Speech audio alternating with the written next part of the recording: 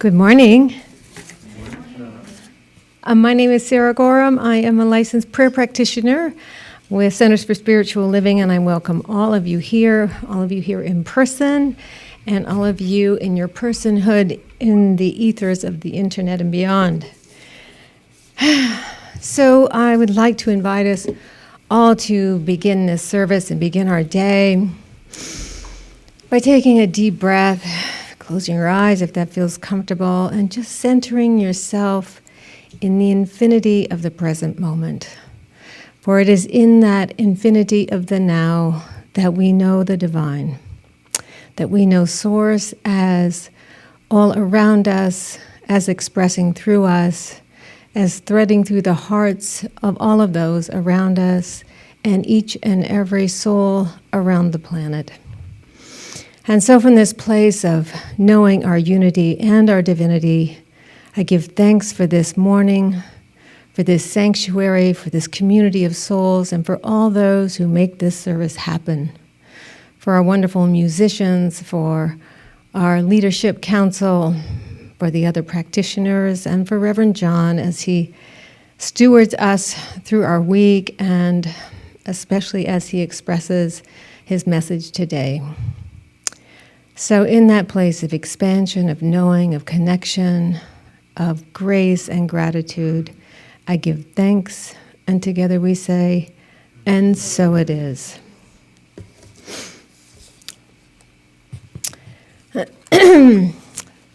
So when I first became acquainted with one of the foundational ideas that we teach here, that thought is creative, like a lot of people, I probably had a little panic moment, wondering if I needed to monitor my every thought in case like a grouchy morning might doom me to some looming negative outcome. But luckily, I read the fine print offered up by Ernest Holmes and others, clarifying that it is the preponderance of our thoughts that sets the tone for our expectations for what's possible for us and either limits or allows the constant givingness of the universe to manifest in our lives.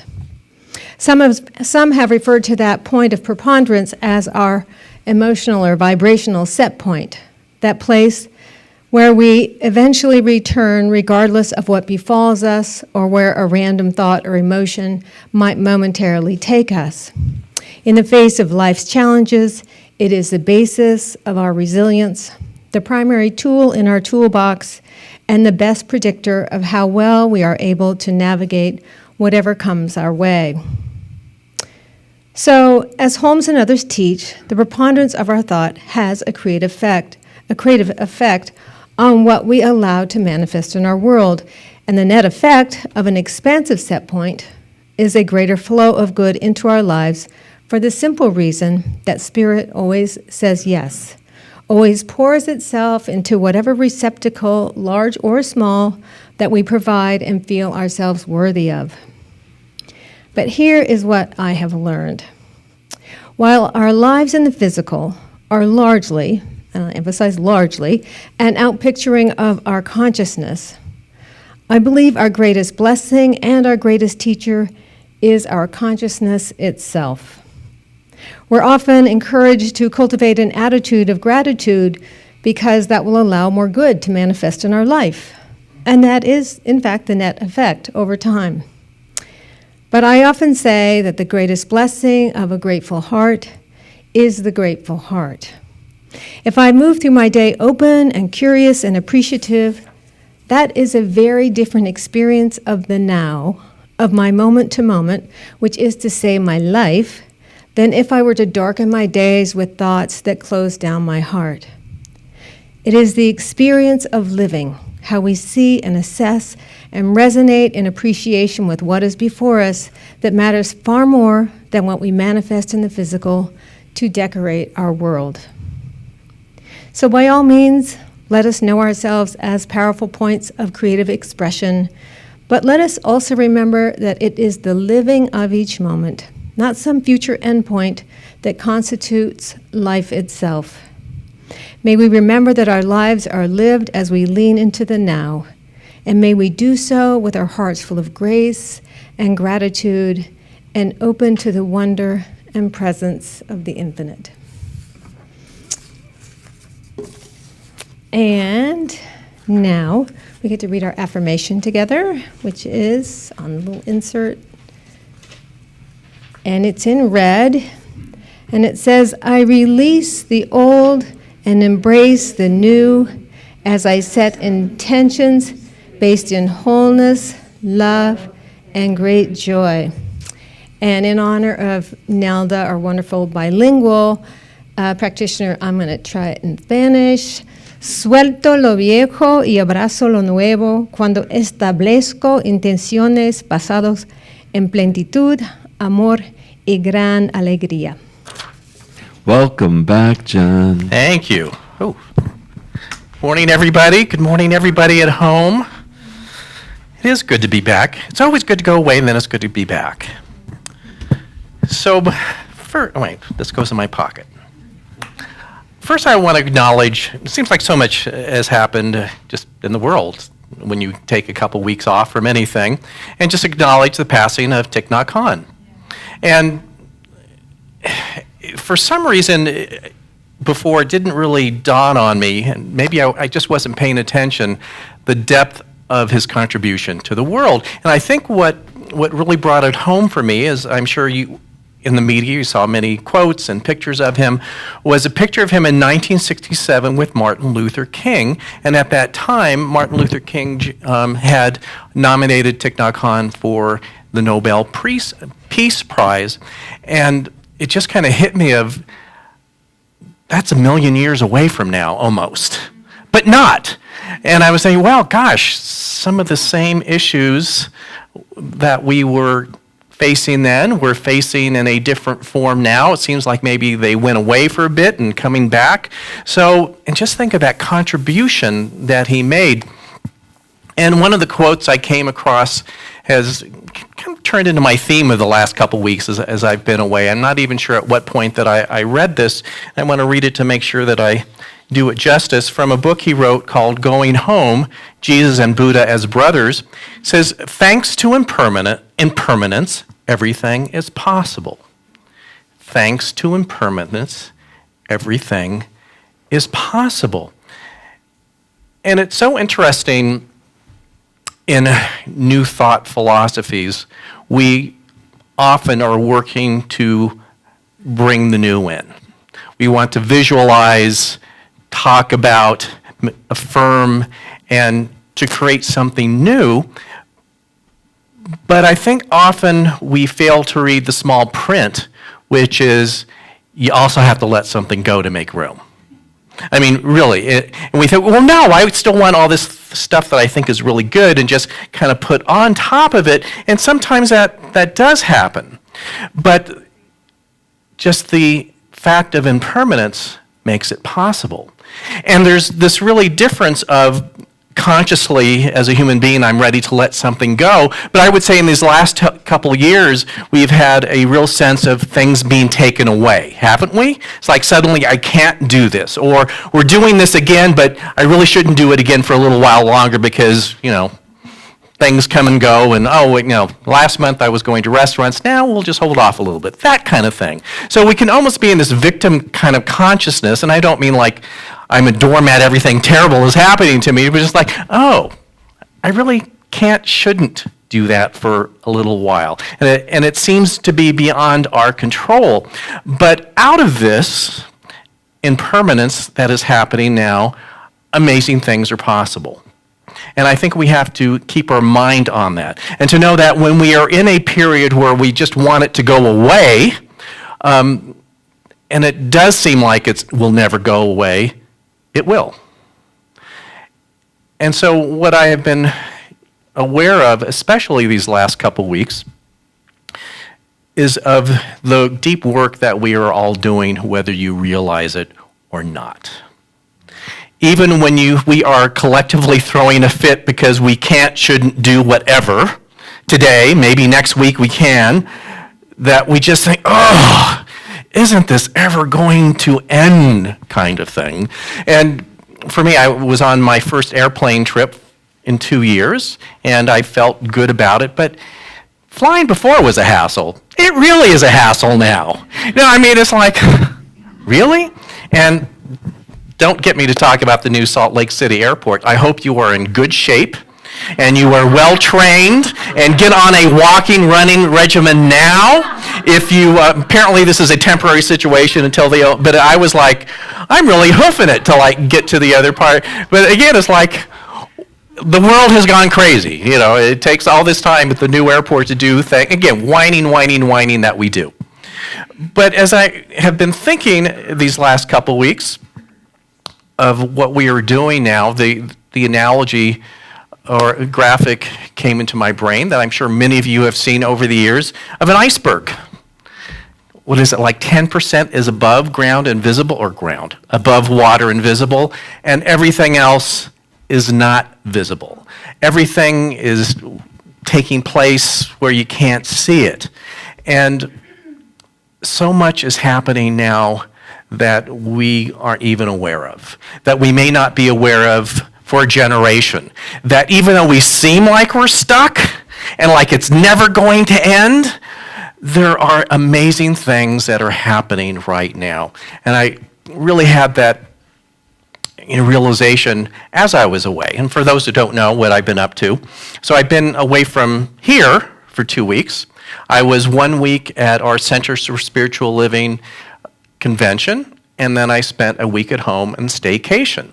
Sometimes doing a staycation is so challenging. It's like emails are so compelling. And there's so many things that came in even from some practitioners saying, should I jump in there? Something, no, don't even read it. But it's there. Like, but as I said earlier, it says, I can kill a day in no time. Before I know it, it's 3 o'clock, I'm still in my sweats, and had a nice lunch, and all I know what to do now is take a nap. It's really quite wonderful. But going to this convention was significant in ways that having gone to conventions in the past have not. As I said, the last plane trip that I had taken was coming home from the last in-person Center for Spiritual Living convention 2 years ago from Denver. And many of my colleagues and people who were attending was the same case, saying, yeah, the last time we saw each other in an airport was at Denver, and there was a rumor that something was happening in China. And we weren't really sure. Of course, it had nothing to do with us, kind of thing. And Centers for Spiritual Living usually has 2 types of in-person events, which was different this time. But usually we have our conventions, which are very left-brainy kind of thing. We have elections of officers and committee chairs and all that sort of thing. And there are workshops that have more to do with professional development. And then we have another type of event that will often happen in the summer, which is a retreat type of event, which is very personal, going within. And of course there's workshops and things, but with a different focus. And this was a bit of a hybrid. That yes, there was business to be done, but there was deeper business that needed to be attended to. And just I almost said joy, but relief to see some of my colleagues in person. I can't even tell you how amazing that was. Yes, we have been Zooming like crazy all over the place, but there's nothing like being with people who are experiencing something similar to what you are experiencing. Having similar challenges and going nuts and being at a loss of how to deal with it, and just being in each other's presence. And it wasn't even like we were, now we can really brainstorm. It was just, we just need to be in each other's energy. In fact, one of the high points of my week there was a lunch. That, for some of you who don't know, I have a volunteer position in Central Spiritual Living that's called a Regional Support Coordinator. There are 13 of those in our organization, and we each have a handful of ministries that we kind of mentor and keep track with, and have Zoom check-ins with the senior minister and all that. And so I've been doing that for the last year. And so we had an informal lunch around the hotel pool with those who made the trip, and there was eight or nine of us. And I can't tell you, just sitting around the pool with a sack lunch, was the best thing of the week. I can't even tell you how amazing it was. And again, we weren't really problem solving or what did you do about that? It's just like, oh, thank God we're here. And we're here together. And thank God it's 75 degrees. It's like, you know, at the end of the winter season, you rediscover your shorts drawer. It was like, as I was packing, I was like, and in fact, my partner, Mac, I guess he was starting to feel that I was going. He says, are those shorts up there on top of the dresser that you're getting ready to pack? I said, yes. I didn't want to seem too gleeful about it, you know, but yes, I got the shorts out and the polos too, you know. But there was that deeper aspect of coming together and being together and not brainstorming, but to ask ourselves in small groups and the larger group, so what are we doing? And the answer to that is, we don't know. And it's okay, because we are in a significant time of impermanence, that there's a lot of just being present with it right now, and to ask the question, what's next, and be okay that a solution is not going to come immediately. That there is a part of, especially when you're at a convention, again, very left brain, Excel spreadsheet kind of thing, that to say, oh, let's have a 10-point plan on an Excel spreadsheet of what we're going to do in this next year. It's not going to happen. That we, I think, will start to have an idea of what our direction is and the new forms that will take. And there's been a lot of discussion with us here at Light of the Mountains, with our prayer practitioners, with our board of trustees, of just continuing and starting that conversation even more deeply. But I think even if we came together today and said, wouldn't it be great if we did A, B, and C, I have a feeling that as we started to work it out, it would be, you know, a completely different thing. So we're in something, in a saying that that annoys me, to be honest. So there's what I call Pollyanna white lighterisms. I mean, you know what it's like when you don't know what to say because someone's going through trouble, you pull out a pithy little saying like, you know, they're in a better place, or you know what I mean, thing that you think is going to do something and does absolutely nothing. But we do that anyway. So how many times have someone said to you when you're in a deep, you know, feels like trouble or anxiety or don't know what to do next, they say, you just need to be in the question. And that's where I just want to get snarky. Like, you be in the question. You try it for an afternoon. But it actually applies here, because what that means is to realize is that ultimate answers aren't forthcoming anytime soon. At least not the concrete, okay, now I'm going to do A, B, and C. That it is realizing that as we are in this moment of opening up to a greater vision and an idea of what we're doing, that we just have to let it stew for a while. So maybe there's a different way of saying, stay in the question, because don't call me up and tell me that, because it really annoys me. But there has to be maybe some other verbiage that I'm not so sensitive to, that it's just saying, we just don't know yet. Or one of my overused saying is that, you know, the universe runs on a need-to-know basis, and obviously the list of need-to-know is very, very short these days. We're in this moment of history of just being with it. Maybe that's a better way. So in different forms, we talked about that at the convention of not sure what we're doing, but here we are. And just recognizing and verbalizing that, I think, was very powerful. That we like to think we can control everything that's coming up, and realizing, especially this last 2 years, no control. Absolutely no control. The only control we have is how we can react to what's been happening. And on any given day, I would say my reaction has either been really good or really not good at all. So that shifts. That's part of the lesson of these last 2 years. But it was so interesting, not only listening to the various speakers, but to Reverend Edward Viljoen. So for those who don't know who he is our official community spiritual leader. It is a position that we voted on. In fact, we voted him in Denver 2 years ago. And it's a 5-year term, and they have the option of going to a second 5-year term that they can be voted in again. And it was funny, not funny. First, he was in his presentation talking about how different he thought this job was going to be 2 years ago when he made the acceptance speech in Denver. That, first of all, Edward has been the senior minister of a very large center of spiritual living in Santa Rosa, lovely part of the country. I mean, huge building. I think their sanctuary fits 600-700 people, and at a certain point, 3 or 4 services a day. So his schedule is already pretty full. So any of us, when we decide to take either a new job or a different something in our life, you kind of in your mind go, okay, well, this can work this way, I can rearrange that. And of course, in his mind, he was admitting that with his very large job already, taking on an even bigger thing, how that would all fit.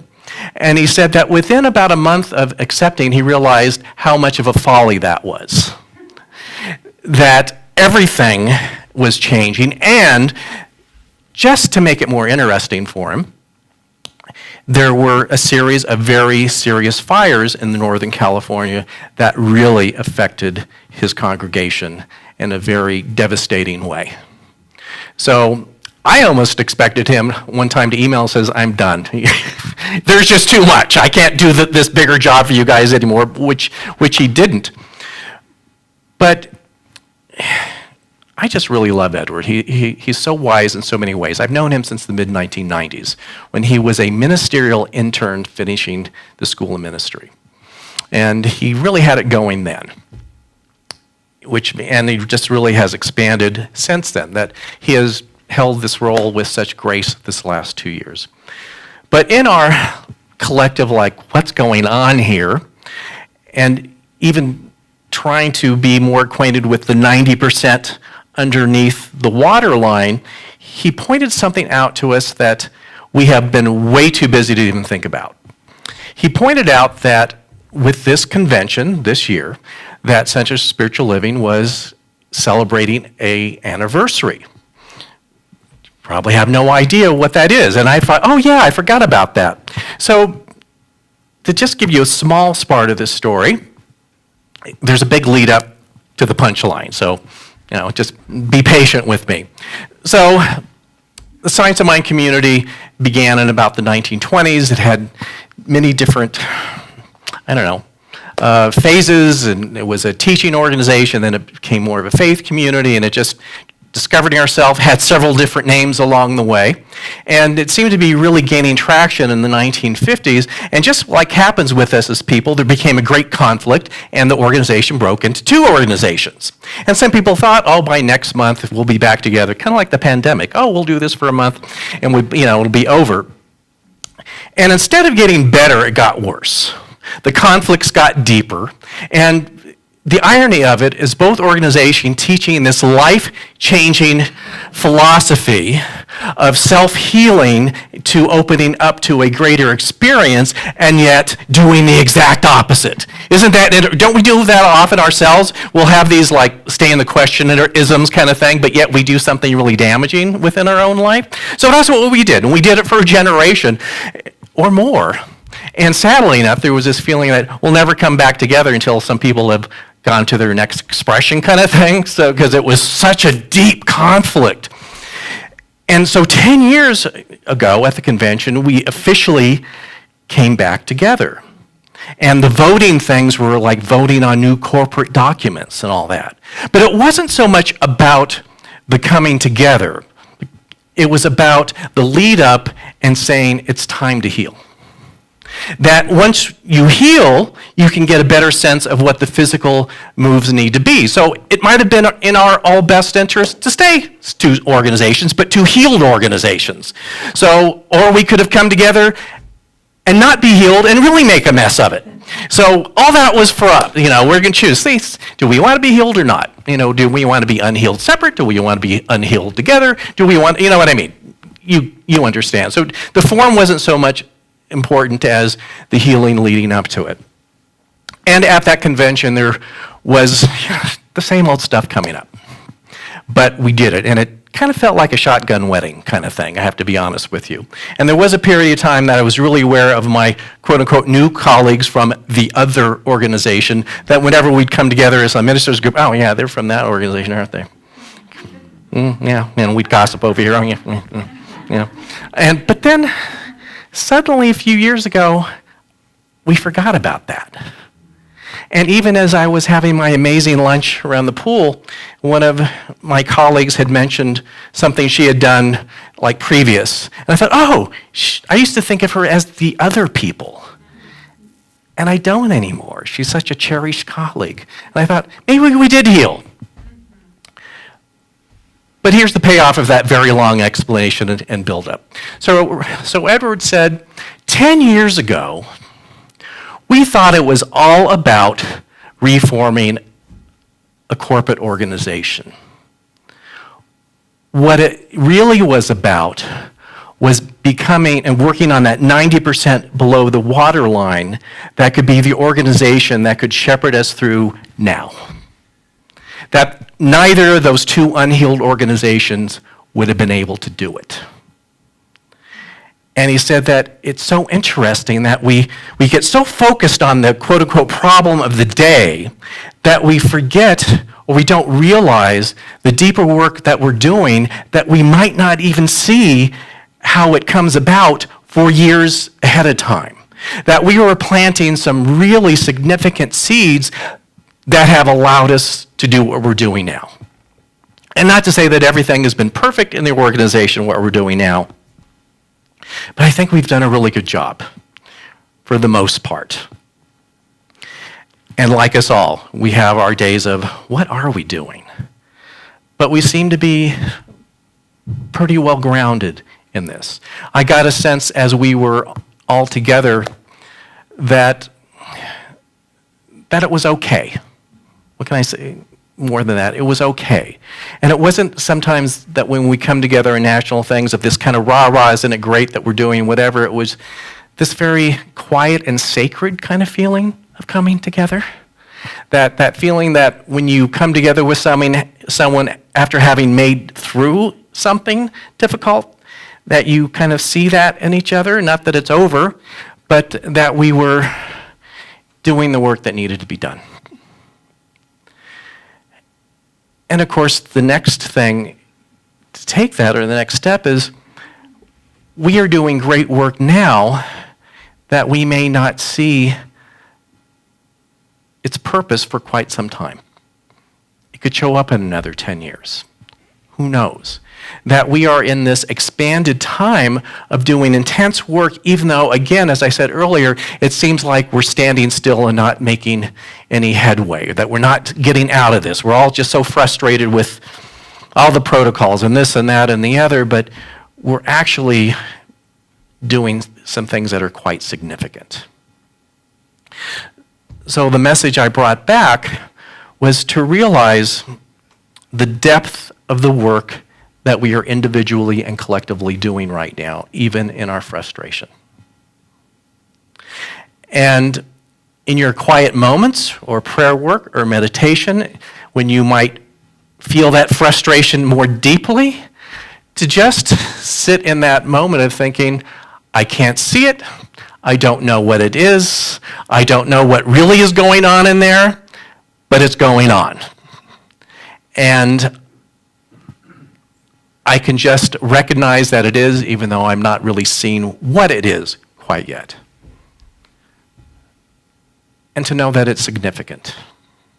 And to know that as easy as it is to feel like we're never, not only to get out of this, but that we are going in some really pretty difficult and terrible directions, I don't believe that we are. I believe that it is showing, in a sense, the impermanence of life, and it's all thrown up to form in a different way. And I think what we're seeing now, our frustration, it's just like you throw everything up and almost freeze frame for a moment, like, well, that's a mess. So we're kind of like, it's still a mess. Get up tomorrow morning again, yeah, check it. Still seems to be a mess, doesn't it? But things are moving at a level that we're not seeing right now. And it calls on us in our spiritual practice and of claiming to be spiritual beings to look at trust and faith a bit differently. That to maybe give up our Pollyanna white lighterisms a bit. And one to recognize, yeah, it's been kind of tough, and it will be tough. But yet, there is a greater sense of things going on. And I think a great analogy of how I'm seeking to look at things differently was from a talk given to by Reverend Petra Weldish. She is the minister in Dallas, Texas.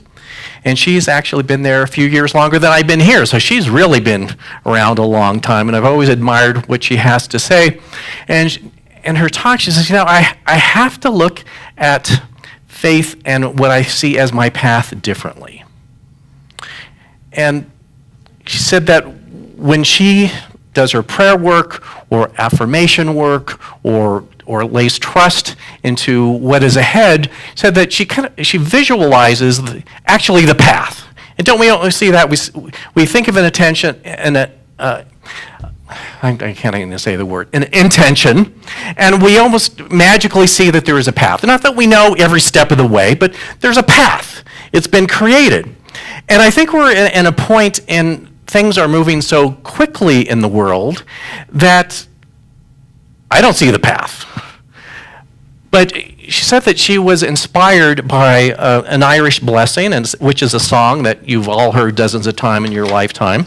I'll just read this. May the road rise up to meet you. May the wind be always at your back. May the sun shine warm upon your face.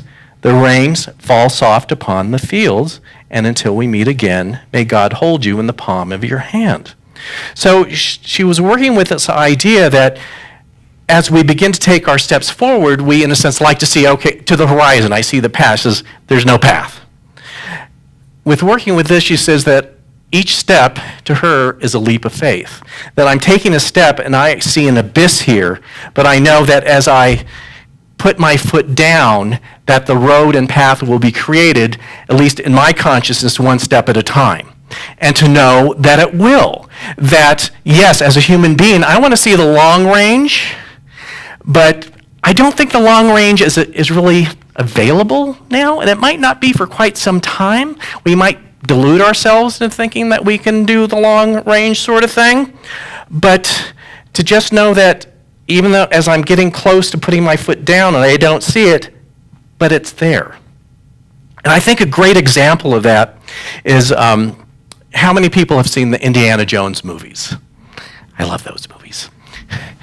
The one with the search for the Holy Grail. You may know the scene that I'm pointing you to. So Indiana Jones is looking for the Holy Grail, and he thinks he has found it. And there's all these things you have to go through, and he's come out of this cave where there's been challenges, and there is this abyss here, and there is an opening to another cage, and what he is seeking, a cave, is over there. And he's looking down, like, I don't know, 1,000 feet or something. And so in his little prayer book, or what book he has, it says, you need to take a leap of faith. And he's like, but I'm going to kill myself here if I do that. And his thing is that he closes his eyes and he puts his foot down and he hits ground. So what you see in that movie is that it's an optical illusion, and that there actually is this land bridge that you can't see because it fits into the scenery so well, but it looks like an abyss. I mean, actually there is an abyss. You don't want to go off that little path, or you will, go for a swim.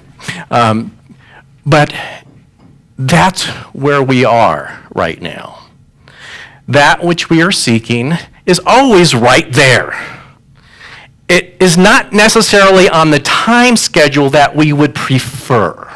I would like to get it over now and go to brunch with a clear mind, wouldn't you? It's probably not going to happen today. All the things in the world that we are facing in this time of great impermanence, but to know that, just like in that shot from the movie, the road is there. The path is actually there. And these are some of the most important leaps of faith that we ever will need to take. And saying, I don't see it, but I know that the road will rise to meet me one step at a time. You know, I've just thought at this point in my life, I'd be like coasting through things. You know, at a certain point you think, oh, like the earlier part of life, that's when all the challenges are. And, you know, a lot of my friends are retiring and doing great things. It's like, well, one, I don't want to retire. But it's like, well, now this is the main event why I think we chose to come here. Everything else was just rehearsal. It really was. This is the moment in time we came to express ourselves as spiritual beings. And part of that is to not be able to see the path forward other than what's right here. God, I hate that. I really hate that. And I'm so tired of all this. But it's not tired of us. That's the way that it is. So the only further, advice I can give you, especially after coming off these last couple weeks, it is rough. It's time for self-care. Sometimes just taking a day or two and just even emotionally taking a step back. CNN will still be there if you give it a 48-hour reprieve. It really will, I promise you. It will still be there. Set your DVR if you really think you're going to miss something. Be kind to yourself. As you are kind to yourself, you will be kinder to others. Don't show up as that person who just loses it in public. And just one step at a time. That's what we're supposed to do now, just one step at a time. And remember, again, amazing things are happening within you right now. And to just be willing and to be open to let them kind of go on autopilot is all you need to do right now. You will know with each step what action you are supposed to take. And with that faith and trust, you will know when it's time for you to take a step back and just be quiet for a little bit before you take your next step forward. You'll know. The connection that we have to the divine in spirit right now, it's not more, but we are more aware of it if we allow ourselves to be. And that voice is speaking within you right now what to do one step at a time. So, just join with me in prayer for a moment. First, let's wish Thich Nhat Hanh happy journeys. And bless him for a life well lived, of one of great inspiration, who in his own way changed the world. And that is not just for figures like him to do, it is for each one of us to do. We affirm and accept and see that presence of the divine within us right now. We listen to its proddings of what step to take next. That even in this frustration of living in the world right now, we allow ourselves to take a step back from that and be present. To know that amazing things are happening that we can't even see, but we know they are. We know that we will show up in time and on time for the big work that we each came to do here in this point in history. All we have to do is say yes, and we have. So as we say, we live in the question, we live in the mystery, and we allow life to unfold in amazing ways. We allow infinite possibilities to be realized in this time of just seemingly uncertainty. But all is certain at a certain level. And we give thanks for that. We give thanks for the opportunity to serve at this time in history. It is actually amazing, and we recognize that.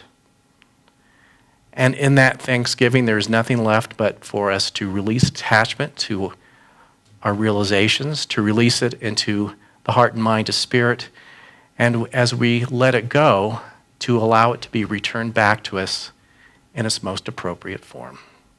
We give thanks. And so it is.